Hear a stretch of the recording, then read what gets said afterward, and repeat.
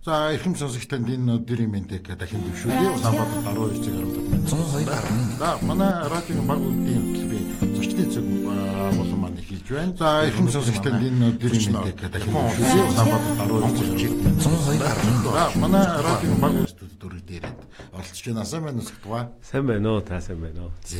За тэгээд Цагтгаа. Тэгээд та Япон улсын иргэн гэж тийм ээ, Япон улсад амьдардаг. Тэгээд хэдэн хонд гарч Япон улсын иргэн болов. Тэгээд чинь паспорт нь чинь Японы паспорт байсан гэсэн чинь юу жинхэнэ монгол хүн. Сэтгэл нь монгол, одоо жаншилд монгол түүхэн судалдаг инхлэрэн чинь яг монгол хүнээ гэж л боддог байдаг. Би чинь 1989 онд Бээжингээс одоо Японд явж тэдэрээс хашаа одоо Японд суугаад ирсэн. Миний нутаг бол одоо өмнөд Монгол, өөр Монголын өөрдгэн засах орон Игчүү аймаг. Игчүү аймаг чинь Хавэдийн бол Ордост байдаг. Ордосын өндөрлөгдөг байдаг. Ингээд Ордосын баруун гарын өмнөд хушуу, одоо Үүшин хушуу гэдэг байдаг. Эндхийн биеэрэн бол оноос өвгтэй Монгол нэрээр цогтуу гэдэг ийм хүн байна. Тэгээд анх 89 онд Япон улсыг зориод тэнцээ бас Монгол судлалаар суралцах гэж очно. Тийм. Энэ юу манай өөр монголч нь одоо Япон улстай, Япон гэсэн гөрн одоо заримдаа бас наран улс гэж хэлдэг. Энэ улстай холбоо бол маш их чанга, их эртээс эхэлсэн. 1904 оноос эхэлж Оросын дайн, Япон Оросын дайн. Энэ үеэст одоо Япончууд илаасан шүү дээ. Яхаа илаасан буйг бол одоо тухайн үеийн манай өөр Монголын баатарчууд одоо багууж авч ирэх хүмүүс. Сүлд багууж ав гэж одоо Богдаханы гүн болсон хүн шүү дээ. Иймэрхүү хүмүүс бол Япон чиргийг дэмжиж ингээд одоо Оростой дайн хийгээд Япончуудыг дэмжиж ингээд одоо Япончууд илаасан. Тэн дээрээс хойш Японтэй одоо холбоо маш их чанга болоо. Ингээд Япончууд одоо тухайн үеийн Чин улсын Жунхойд орно. Одоо Манжурд ороод ирээ. Ингээд Манжураас одоо Хянган давааг Барагшаанд аваад одоо Шилийн гол Чахарлаа ороод ирээд ингээд одоо өөр Монголын 3.2% нь бүр Японы колон болж байна. Ингээр Японтэй холбоо бол их чанга байсан. За Японы хэдийгээр Японы колон байсан гэсэн чинь Япон хүн болоод Монгол хүн болоо энэ харилцаа нь маш их чанга, маш сайн байсан. Яагаад тэгж хэлднийг бол монголчууд бол Манжучин улс мөхсөн дараа Гетийн нэ төрөм хийдгээс доороос одоо гэлтэрж Бэендаас нь улс болно гэж ийм нэг бодлого тийвэсэн. Инхлээрээ монголчууд бол юм нэг жижиг үндэстэн байхлаар гадныхаас дэмжлэг хэрэгтэй. За ингэхэд одоо манай Монголын нэ ар хүрээний монголчууд бол Оросын дэмжлэг олж, манай өөр Монголын монголчууд одоо Японы дэмжлэг олж, ингээд одоо Гитадаас өөр Бэендаас нь улс байгуулна гэж ийм зорилготой байсан. Тухайн үед Япончууд ч бас монголчууд за танаас улсанд байгуулыг бол манус дэмжинэ гэж ийм сайхан үг хэлж ийсэн. Ингээд монголчууд Японы хэлснийг одоо итгэж ингээ хамт байсан. Ингээ 1932 онд Манжууг улс байгуулсан. Өөр Монголд нь бол манай Дэмжиг Дөнгөг вангийн өвөрдгэн засах орон, өвөрдгэн засах улс байгуулсан. Тухайн үед монголчууд хоёр улстай. Ингээд 1945 он хүртэл бол Японы доор байсан чинь Япончууд одоо өөр Монгол Манжуурд их хэмжээгээр экспедишн хийж Монголын энэ сулгааны тухай маш их материал чуулуулж сайхан эрдэм шинжилгээний ажил хийж байсан. Ингээд 45 оноос дараас чинь тэр Монголын сулгааны ажлаа хаяагүй, гээгдээгүй. Тэр мэдээг би мэднэ. Ингээд би 1989 оны 3 сард одоо тухайн үед өөр Монголд Монголын судлалыг бол их гадаадын арга мэдэхгүй. Социализмын 20-30 жил 30 жилийн доор өөр Монголын монголчууд гэх юм уу дундад улсын эрдэмтнэр гадаад улсад явах эрх байхгүй. Гадаадх ямар аргатай яг гэж Монголоос судалдаг гэсэн юм мэдэхгүй ирээсэ. Манай Монгол улсын эрдэмтнэр бол бүр Орост явж байсан, Чехэд явж байсан, Полишд явж байсан, Зүүн Германд явж байсан. Ингээд дэлхийн нэрийн хэмжээгээр Монголоос судалдаг, Монголоо түүхэн судалдаг тийм сайхан хөгжисэн аргатай байсан. Өвөр Монголын монголчуудад тийм хөгжисэн арга байсангүй. Боломж байхгүй. Гадшаа байхгүй. Ингээд одоо манус Орост явъя гэх юм уу нөхөжл байхгүй. Зүүн Германд явах нөхөжл байхгүй. Ганч Японд явж болдог. Япончуудын тэр вишт чинь одоо дэлхийн нэр Монгол судалгааны тайсан дээр авч ижил одоо төрөнд нь явж байсан.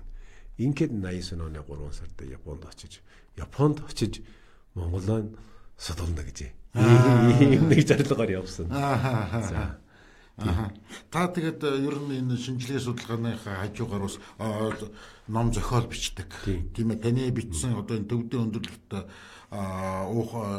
өндөрлөлт уухалсан Япон сэлэм гэдэг нэг ном одоо хэвлэлтэнд ороод орох гэж байгаа юм.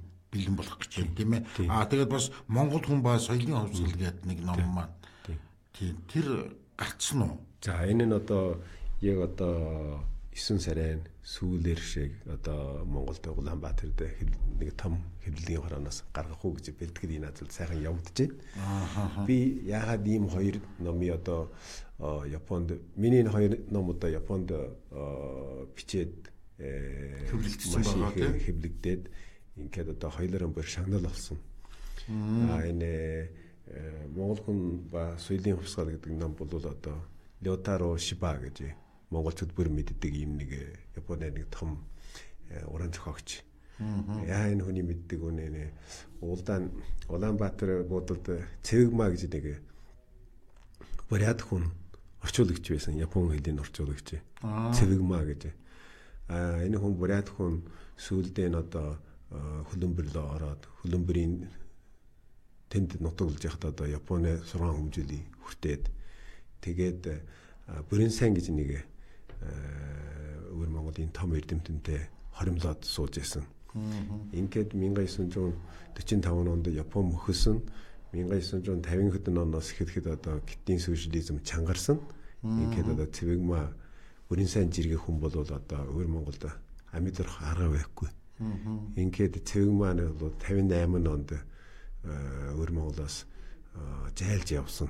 Одоо Монголд ирээд Улаанбаатарын тэр зот тийм Улаанбаатар хотелд одоо Япон хэлний орчуулагчаар амьдарч байсан.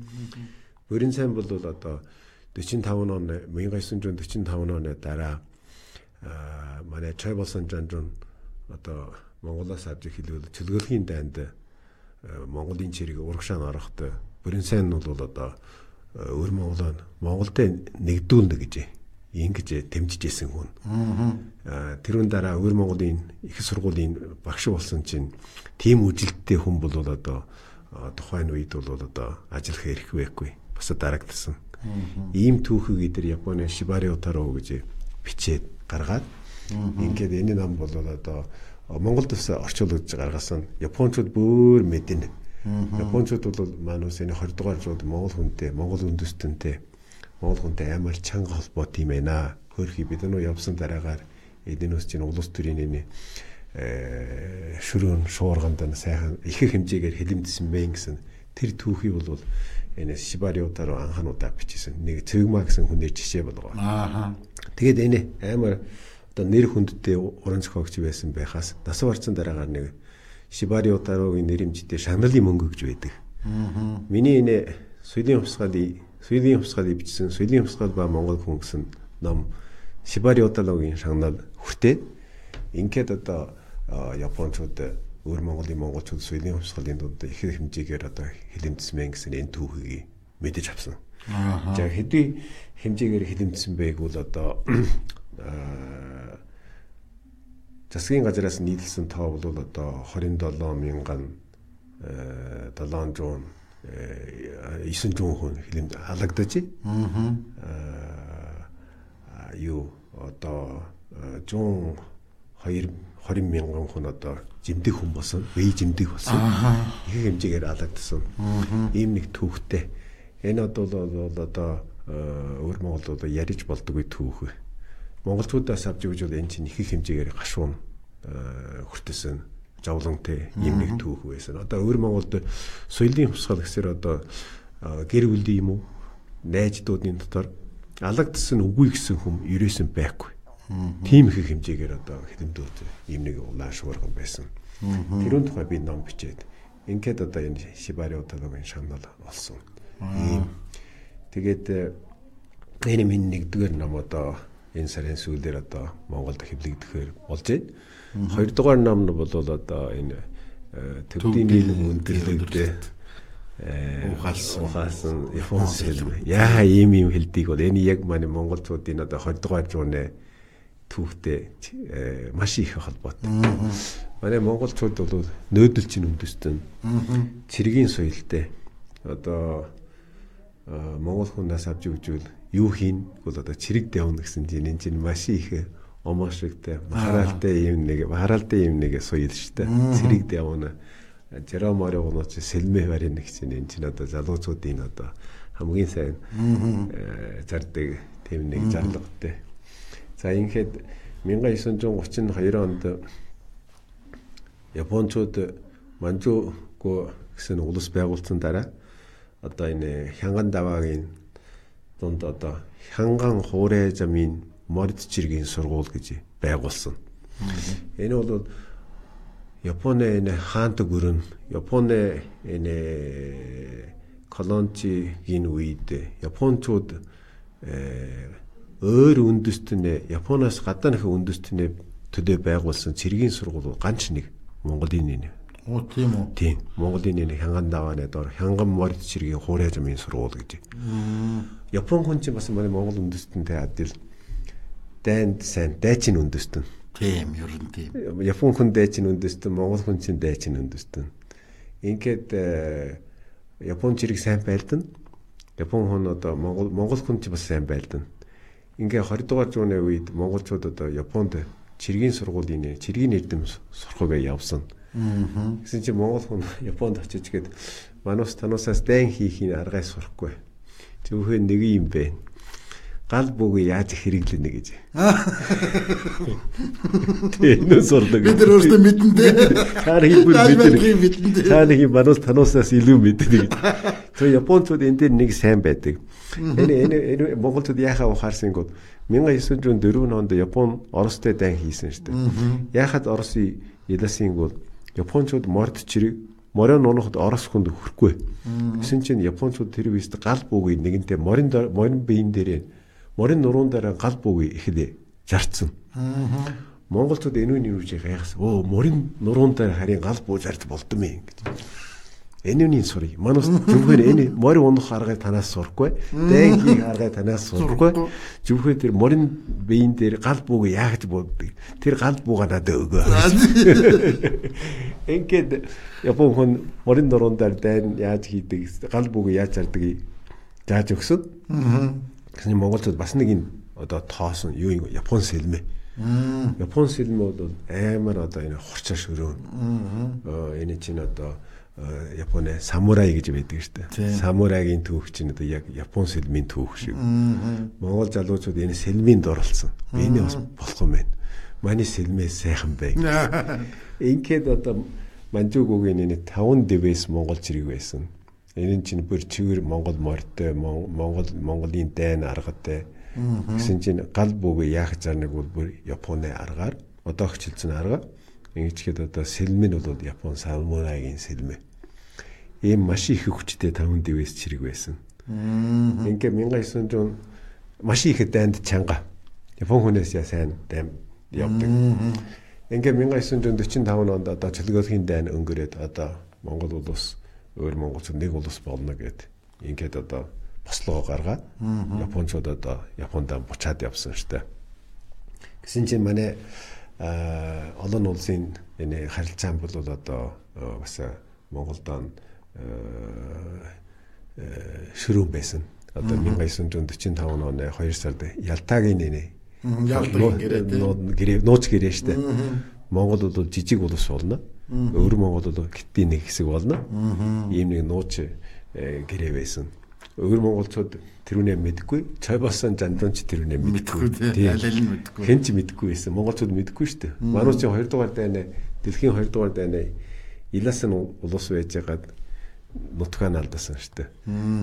Ингээд одоо өвөр Монголын 5 дивэсийн чирэгүүд чинь одоо Монголд нэг улс болж Монголын чирэг болно гэж амжсангүй. Үнэнхээр хэлбэл бол нэг бүлэг чирэг нэгэнтээ Монголд ирсэн. Монголд ирээд Улаанбаатар дэрчгээд дахин 6 хүмүүжил хүртэнэ гэж ийм ажил нэгэнтээ явуулж исэн. Танаас Японид ороод хичнээн жил явцсан тарихын waах хэрэгтэй гэж. Нэг дивэсийн Монголд аваад ирээ. Одоо эндхийн 6 хүмүүжлийг хүртчихээ дахиад өвөр Монголд солигоолно гэж ийм ажил хийж исэн. Гэсэн чинь тэрэн чинь бас болохгүй жаа танаас одоо тэндээ хараад нутагдан харж одоо коммунистийн хувьсгалаа хий. Ингээд одоо 1949 он болоход одоо бүхэд найрамдах Хятад улсын доор орж манай өвөр Монголын 5 дивэсийн нэг морд чирэг чинь дундад улсын морд чирэг болсон шүү дээ. За Улаанбаатарт 12 цаг 32 минут болсон байна. Та амжилт радио 102.1 Дэлхийн монголчуудын радиогийн баг үдийн хөтөлбөрийн зочны цаг болонгаа хүлээн авч сонсож байна. За тэгээд өнөөдрийн манай зочноор Япон улсын иргэн Монгол ширтэгтэн зохиолч Цогтгой хүрэлцэн өргөдөн хүрэлцэн ирээд байна. Тэгээд тэр номны тухай одоо нэг энэ төвдийн өндөрлөгт уухайлсан Япон сэлэм гэдэг энэ номны тухай ярьж байна тийм ээ. Ер нь манай яг түүхтэй Япон улс бол ер нь ийм уялдаа холбоотой тийм маш уялдаатай тийм ээ. Маш түүхэн их урт хугацаанд бас ойрхон байсан тийм ээ. Тэгээд энэ төвдтэй харин одоо ямар холбоотой болоод төвдийн тухай энд бас яриа бас оров. Тийм төвдтэй холбоотой. Манай Монгол үндэстэн чинь монголчууд чинь одоо 13 дугаар зуугийн үеэс эхлээд төвдөөс ирсэн буддийн шажины хүлээж авсан юм төвдтэй. За ингээд 16 дугаар зууны үед дахиж одоо манай Алтан хаан төвдөөс одоо ламэж алж нэг нь би хувлаа хааны хойчс байна. Чи одоо Далай лам бол явдах бай гэж ийм шинэхэн одоо харилцаа байгуулсан шүү дээ. Тэн дээрээс хойш манай монголчууд одоо их хэмжээгээр одоо буддийн шажинд шүтэж ламэ шажины одоо хүлээж авсан шүү дээ. Ингээд төвдөө амар их чанга холбоотой түүхэн талаар, суурийн талаар. Гэсэн чинь 1958 он бол босоход одоо бүхэд 8 дахь энэ Хятад улс бол төвдийн өндөрлөг бол манай улсын нэг хэсэг гэж ингэж дурдаад эхэлсэн шүү дээ. Ингээл Далай лам чинь манус таны нэг хэсэг биш. Манус биеийн даасан улс болно. Энэ төвд бол нэгэнтээ 1913 онд Монгол улстай нэгийг нь одоо батлахад тийм гэрээтэй байсан. Монгол бол биеийн даасан улс, төвд чинь бас биеийн даасан улс гэж хоёулаа ийм харилцаатай байсан. Гэсэн чинь одоо Хятад улс Маозедун одоо төвд бол миний нэг хэсэг гэж ингээд сэргээ явуулсан. Сэргээ явуулсан чинь энэ Хятадын хуурай жамын чирэг чинь төвдийн өндөрлөгд орчход байлдагаа хийж чадахгүй. Тэр чинь одоо нэгэнтээ 3000 метрээс өндөрлөг. Замын газар нь одоо 4000 метрээс өндөр. Тийм газар. Эглэр нь одоо Хятадын цөлгөөлөх чирэг дан хийд бүтггүй. Толгой өвдөд. Сүүлд одоо зөвлөлтөөс одоо дэмждэг болж агаарын онгоц одоо бомбогдсон. Тэр чинь 5000 метрийн дээгүүр нисч чадахгүй. Тухайн үед Оросын одоо энэ онгоц бол агаарын онгоц тийм өндөр газар явж чадахгүй. Ингээ Маозедун гэнтхэн бодож болсон. Хөөе, монголчуудын явуул. Монголчууд ямар газарт явдаг штэ. 13 дугаар зууд хаахаа явсан. Ингээд өвөр Монголд зардаг ирсэн. За тануусын одоо хөдөлгөөн танаас одоо их улстай одоо авьяа байгуулаа. Ингээд тухайн үеийн Монголын өвөр Монголын өрдгэн засгийн орны дарган чинь улаан хүүд тэргүүлэгч байсан штэ манай. Чойбосон жанжуна сайн найж гин. Улаан хүү мэдэж гин. Энэ чинь Монголын хүчээр одоо төвдий ахаа санаад штэ. Манай монголчууд одоо Украины шажины шүтдэг хүн тийм юм хийж болохгүй штэ. Явах санаагүй.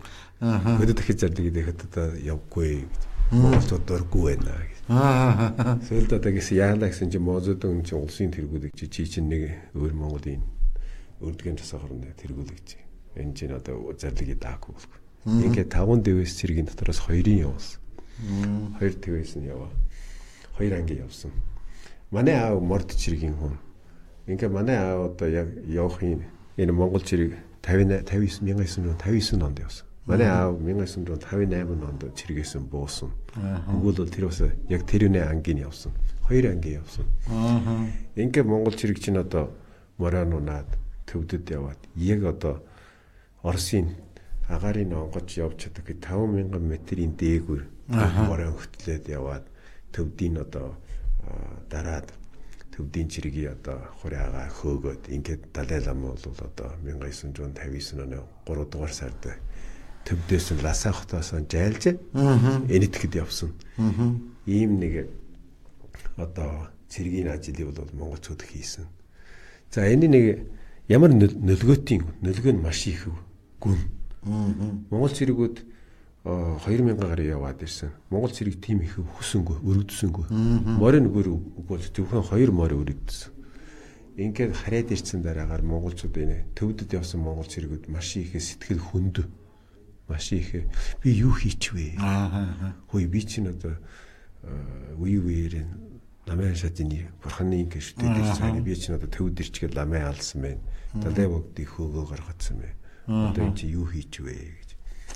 Ийм одоо маш их жавлагантай сэтгэл хөндөө байсан. Энэ өөр Монголын морд цэрэг чинь 1962 онд буцаад ирсэн.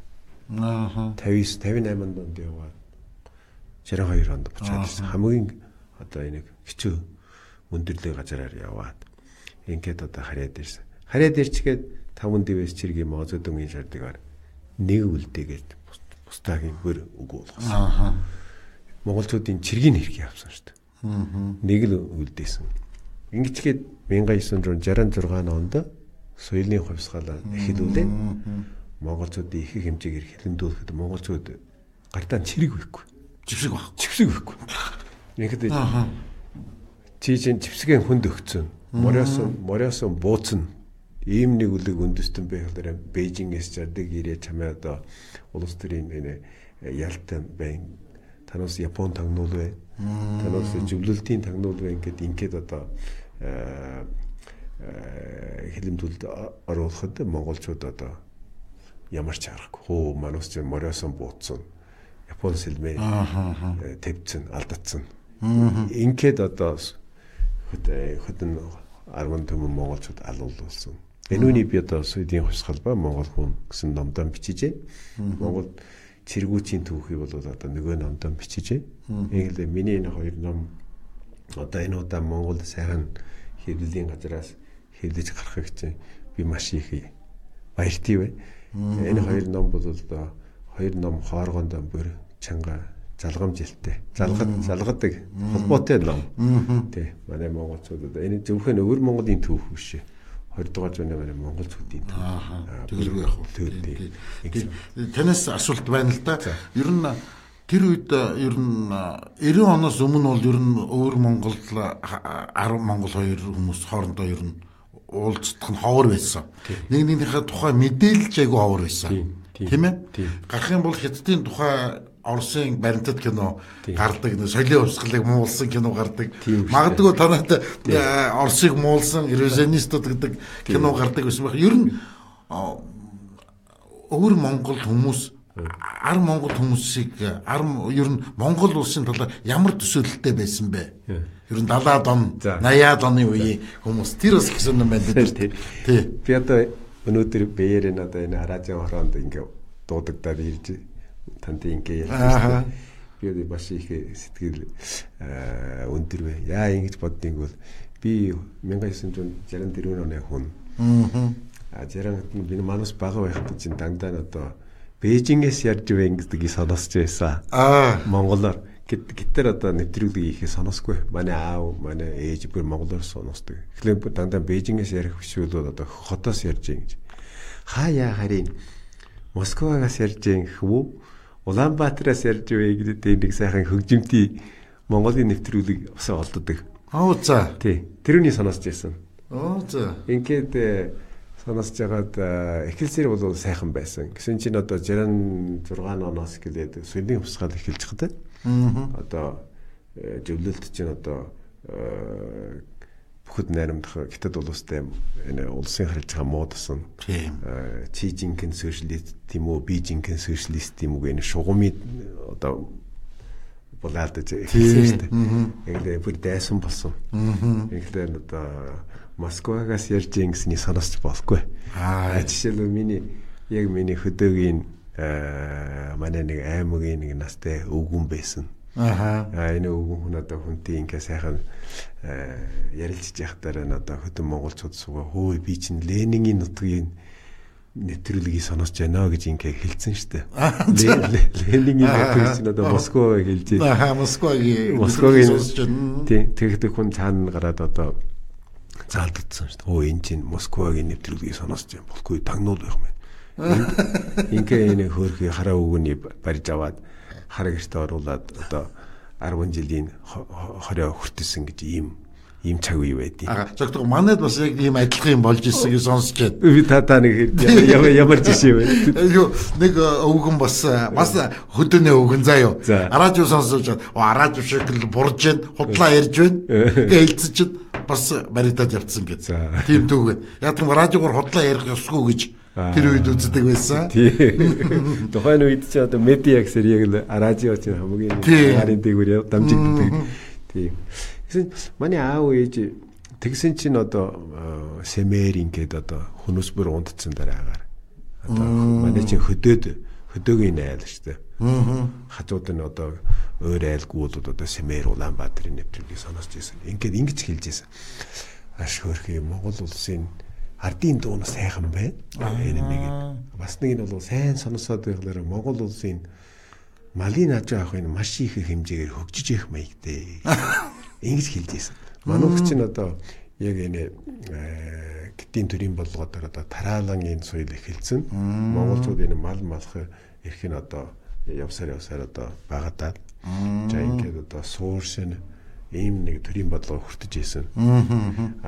Их хэмжээгээр нөөдөл хийж бас болохгүй. Багасаа оторд явж болно. Отор болоод нөөдөл чинь адилгүй шүү дээ. Ингээд монголчууд гэсэн чинь ягсан нөөдөл суйл сайхан гэж тэрүүнээр мартахгүй байсан. Энэ мал одоо Монголын мал амар их тоогоор хөгжиж байна. Дүүн сайхан байна гэд ингэж хэлж ирснийг би чэжилж байна. Хэдий 10 жилийн дараа би энэ төр чи ингэж ярих чинь надад маш их сонирхолтой сайхан. Тэгээд ер нь тэгээд дараа нь манай хүмүүсийн дараа нь төсөөлөл бол Хятад өөр монгол хүмүүс ер нь Хятадтай их адилхан болцсон гэж боддог. Нэг тийм ээ. Өөр монгол хүмүүс болохоор бидний Оростой их адилхан болсон байх гэж боддог байсан баха. Тийм байх гэнэ. Тийм баха тий. За Улаанбаатарт 12 цаг 45 минут болж байна.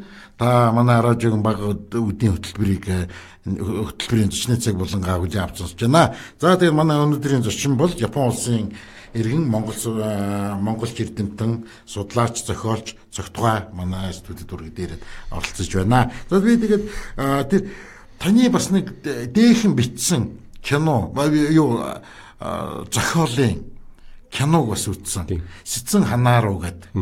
Тий. Тэр яг жинхэнэ зохиолын нэр болохоор Чингисийн хойчс гэж зохиол. Тийм ээ. Тэгээд тэр сэцэн ханааруу гэдэг сэцэн ханруу гэдэг. Тий. Сэцэн ханруу гэж тий.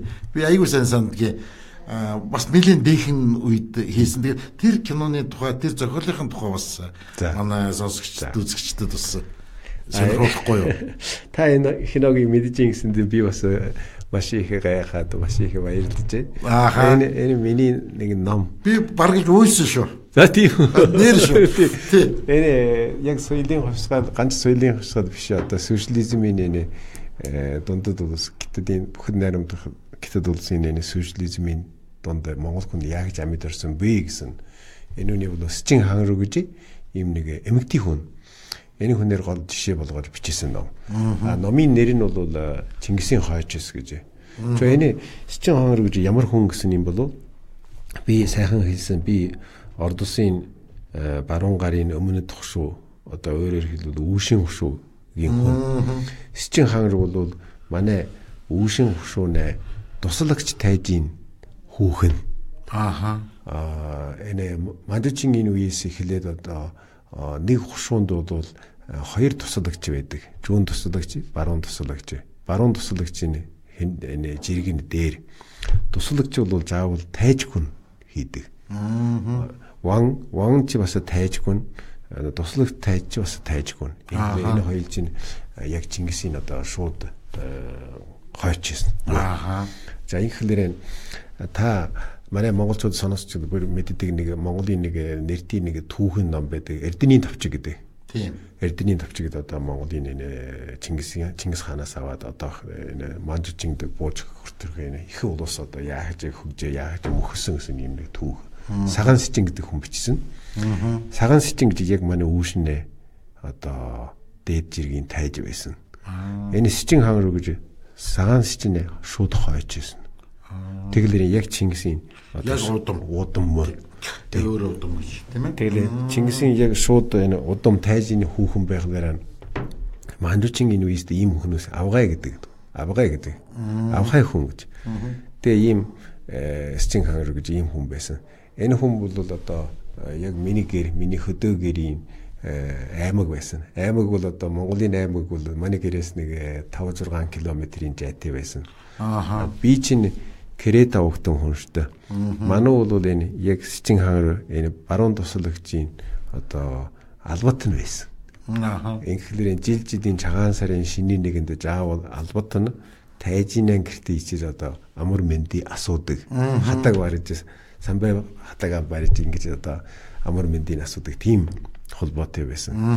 За ингээд 1949 оноос гэдэг социализмын дүрм тогтсон чинь одоо 66 он хүртэл бол энэ тайж албатын тэр нэг ёсоо хэдийгээр хуучин тайж албатын ёсоо үгүй болсон чинь монголчууд хооргондоо тайж хүнээ хөндөлнө гэсэн албатын тайждаа уулзчихвол одоо мөргөдөг гэсэн ийм жагшил байсан. Тэр 66 он хүртэл тийм ээ хүртэл байсан. Соёлын хувьсгал хүртэл байсан. Тийм. Тэгээ би бага хүүхэд байхад энэ Сичин хаан ээж маш их гой хүн байсан. Үжиглэнтэй хүн байсан. Тэр талаараа амар нэртэй. Үүшин хушуундаа одоо хөдөн үжиглэнтэй залуу эмэгтэй хүүхэн байсан. Тэр талаараа одоо 3 дэн ордог гэж дуушилэгтэй. Ингээд хүмүүс бүр одоо тэр Чингисийн шууд удам үжиглэнтэй хүн бас нэг талаараа ухаантай ёсоо хэлдэг хүн. Манай Монголын нийгэм дотор одоо ёсоо мэддэг гэдэг хүн байдаг штэ. Тийм. Тэр хүн бас тийм хүн. Тэгэхээр би баг жоохон хүүхэд байхад холоос үгүй сайхан хүн байна гэж. Тэр манай ээж, манай аав даа тэр ээжтэй уулзж одоо мөргөж яв гэж ингэ сургаал хүртэж ирсэн. Ингээд соёлын хувьсгаад эхэлж хад энэ хүн одоо маш их хамуулагдаад одоо Чингисийн хойчос чинь бүр феодалын хойчос болсон. Муу хүнээ этгээд болсон. Одоо ардуудаа даралж исэн мөлжиж исэн гэсэн. Тийм ардын дайсан болсон шүү дээ. Монгол улс ч бас одоо 30-аад онд тийм хилэмдүүлийн явдал гарсан шүү дээ. Манайхан ч наваараа тийм юм хийсэн.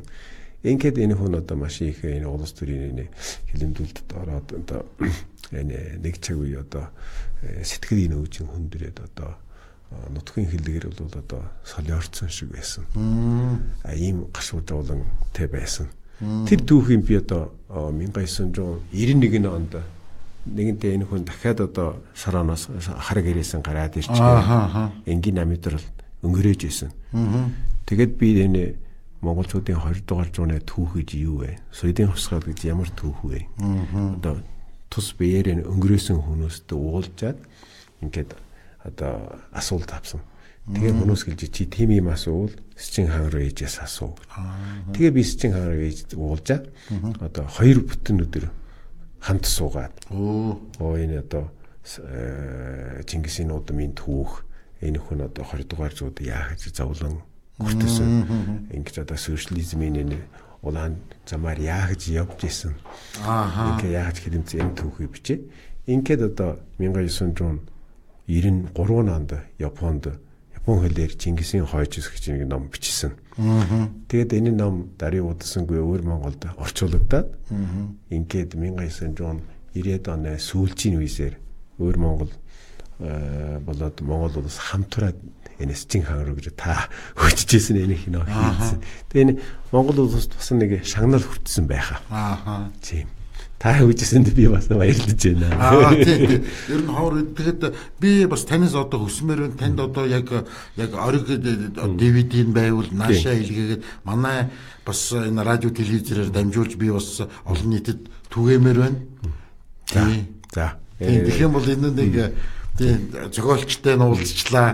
Киног нь бас дахиад нэг үзчихвэл одоо их том аз завшаан байна. Тийм яг тийм бол одоо тэр кино харамсалтай айгу манайд ер нь олдохгүй хаа тийм. Би бас 90 онд би бас үзчихсэн. Тэгээд айгу сэтгэл хөдлөж ирсэн. Тийм тэгээд үнэхээр гайхалтай байна. Тантай бас яг цэцэн руу кино зохиолч тийм ээ тэр өөртөө яг хамт байсан үнтэй би өнөөдөр яриа сууж байгаа бол энэ бол миний хувьд бол нийт төрийн хэрэг байна. Тийм. Тэгээд юу зөвхтгаагаас одоо бид манай нэвтрүүлгийн цаг ер нь өндөрлөх болж байна. Тэгээд зүгээр би танаас өндөрлөхөөс өмнө нэг хоёр асуулт ер нь Монголч эрдэмтний хувьд чинь би зүгээр би асуумаар зүгээр Монгол улсын өнөөгийн энэ аж байдлыг улс төрийн байдал ер нь зүгээр Монгол улсын өнөөгийн байдлыг та юу гэж дүгнэж байна? Мөн та Монгол улсын ирээдүг яг юу гэж хардаг вэ? Би сайхан хэлсэн манай монголчууд бол дайчин үндэстэн гэж хэлсэн. Монголчууд дайчин үндэстэн гэсэн чинь монголчууд бас нөөдөл соёл нөөдөлчүүдийн боловсролыг хэдэн мянган жилээр одоо хэдэн төмөн жилээр ингээд хэдэн 10 мянган жилээр ингээд хадгалаад ирсэн. Энэ удаа би Монголд ирсэн чинь нэг хорлын төлөө ирсэн. Дэлхийн нөөдөлчүүдийн соёл түүх нь олон улсын хурал гэж энэ хурал дээр ирсэн. Ингээд одоо ийм нэг шинэ үжилт гарч байна. Манус тааж басаад л байхаа.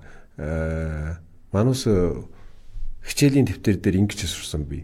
Хүн төрөл гарсан дараагаар тараалангийн соёл урдаараа гарч ирэн дараагаар малжих соёл гэж байна. Гэсэн чинь одоо шинэ эрдэмээр бол тийм биш. Малжих соёл бол тараалангийн соёлоос эртэх хөгжижсэн. Гэсэн чинь харамсалтай нь одоо 20 дугаар жууд бол энэ малжих соёл бол энд тэнд нөөдөлчүүдийн соёл бол энд тэнд одоо нэгэнтээ одоо гавчигдаад нутгаа нь алдаад нөөдөлчүүд бол их хэмжээгээр одоо тоон өчгөрж чөөхөн тод бол үндэстэн болж байна. Манай Монголоос авч үзвэл чинь одоо монголчууд их хувирж байна. Өөр монголч нэгэнтээ одоо нөөдөлчүүдийн энэ соёлоо алдагдаад байна. За инхээр энэ дээрээс хойш яана гэсэн миний үжихээр бол манус нэгэнтээ зах зээлийн энэ соёлыг эхлүүлсэн. Зах зээл мөнгө зоос их хэмжээгээр ингэж олно гэсэн энүүний бол хинч зогсоод дийлэхгүй. Гэсэн чинь яг Америкчууд, Япончууд, Китайчууд тэгж одоо зоос мөнгөнэ далайнд унаж ингэж одоо их байгалаа нь эвдээд энэ зоос мөнгө гэж энэ зах зээлийн соёлыг их хэмжээр хөгжүүлэх бол би үжил манай Монголын нийгэм Монголын их байгальд нийцэхгүй. Монголчууд бол хөдөнд хөнгөнүүгийн үеэс гэдэг манус нөөдлийн соёлоо хөгжүүлээд ирсэн. Их байгалаа хайрлана, малан хайрлана, малын соёл, мал аж ахуйн боловсрол. Инхлээр жоос мөнгө багасаа байж болно. Гэсэн чинь жоос мөнгө нэ далайнд унаж хүч болохгүй. Энэ нэг. Энд дээрээс хойш яах нь би үжил энэ манус одоо монголчин одоо дэлхий дээр хамгийн сүүлийн нэг цэвэр орон гэж дэлхийн олон эрдэмтэд ингэж хэлдэг. Одоо өөр улс чинь нэгэнтээ одоо нээгээд одоо хөгжөөд юу ч их байгаад одоо эвдэгдээд юу ч байхгүй. Япон чим. Япон одоо ингээд манай монголчууд Японд үзэхэд одоо Япон цэвэрхэн хэдий сайхан юм бэ. Агаар нь цэвэр байгаа нь цэвэр. Энд чинь нэгэнтээ нэг дахиж эвдэгдчихгээд дахиад одоо сэргээсэн. Хүнээ гараар дахиж сэргээсэн. Энэ дундаа хүмүүс одоо өвчнөд болсон, завлонтой болсон юм түүхтэй. Тэгэхээр манай монголчууд тэр замаар дахиж явах хэрэггүй. Тэгэхээр энэ бол мал аж ахуй их байгаал ийм сайхан дэлхий дээр хамгийн сайхан нутагтай, хамгийн сайхан бэлчээртэй. Ингээд энүүний хадгалах хэрэгтэй. бас нэг нь би ингэж үздэг. Монгол ард, Монгол үндэстэн, Монгол хүн гэдэг маш их голч шударгуу төр гүрнээс авж үзвэл Монгол хүн шиг ийм голч шударгуу номхон үндэстэн байхгүй. Ингээл манай Монгол улсын төр баригчид бол ийм сайхан ардуудаа гомдуулж болохгүй. Ийм сайхан ардууд, ийм их нийгмийн учир байна. Бослого гарсан хүн байхгүй шүү. Оо та нар сайн ажилдах уу? Яахаа өдөртөө сайн ажилдаггүй гэж монголчууд ингээд халуун сэтгэлээрээ чамайг үжиж байна. Гэсэн чинь тэр сэтгэлд нь тэр хүсэлд нь бол тэр төлөө ажилласан хүн харамсалтай тал байж мэднэ. Ингээл ийм сайхан ард түмэнтэй, ийм сайхан соёлтой, ийм сайхан түүхтэй үндэстэн байхлаараа манай төр баригчид бол зөвөр үжиж эхээ орноо сайхан хадгаалж энэ малжих соёл, малжих боловсруулаа хадгаалж ингэж явах хэрэгтэй. Америк, Япон, Солонгос гиттэд бол гиттийн түүхтэй, Солонгос бол Солонгосын түүхтэй, Америкийн онцлогтой. Манус тэрүүний жууны жуугаар дураах хэрэггүй. Тийм. Нэг орны их нь онцлогтой. Би ингэж үздэг. За баярлаа. Баярлаа. За тэгээд манай нэвтрүүлэгт өргөдөн урьж ирж тэгээд маш сонирхолтой хэмээн сайхан ярилцлага өгсөн. Тийм. Баярлалаа. Маш их баярлалаа. Тэгээд таны цаашдаа ажил үйлдэл чинь бас маш их өндөр амжилт гаргахыг хүсье өрөөё. За баярлалаа. Таны гараажийн хором сайхан хөгжихийг би бас ярэж байна. За баярлалаа. За манай өнөөдрийн баг үеийн зочны цаг болон маань энэ төрөд өндөрлөө. Та өргөжлөл 13 цагаас манай цаг болгоны ихэнд үрдэг радио мэдээ 13 цаг 15 минутаас 100 асуулт 100 хариулт нэвтрүүлгийнхаа ээлж дугаарыг хүлээн авч сонсоорой. MJL радио 102.1 Дэлхийн монголчуудын радио.